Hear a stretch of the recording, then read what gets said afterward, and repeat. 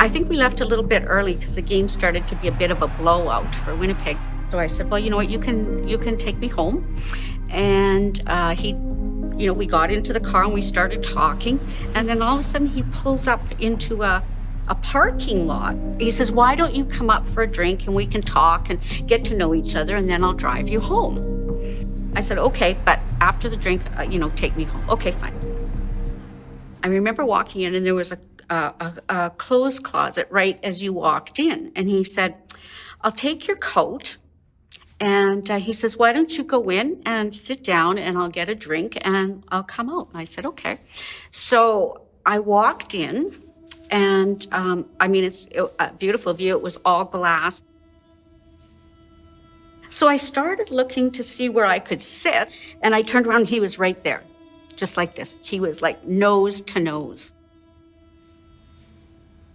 He reached up and he ripped the blouse and all the buttons went everywhere. And so I started pushing him away and he grabbed my hands and he just grabbed my trousers and pulled them off, my pants, pulled them off.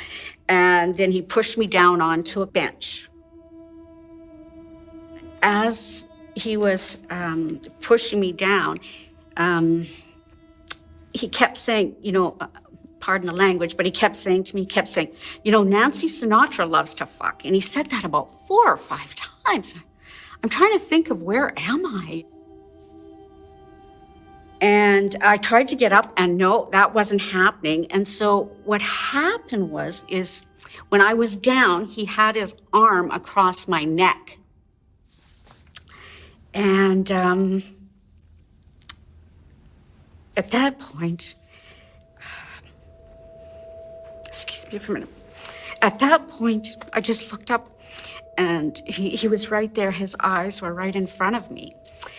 And he kind of pushed me up. So if I was totally on the bench and he pried my legs apart and he was between my legs and he still had his arm across my throat. And I thought, what am I going to do? So I tried a couple of times to get up, and every time I tried, the arm got a little bit tighter, and a little bit tighter, and a little bit tighter. And I thought, well, there's really nothing I can do. So I just let it happen. How did it come to you actually sharing the story? Well, like I said, my father was on the head of Vice City Police, and they had arrested Peter Nygard. Someone was pressing charges for sexual assault.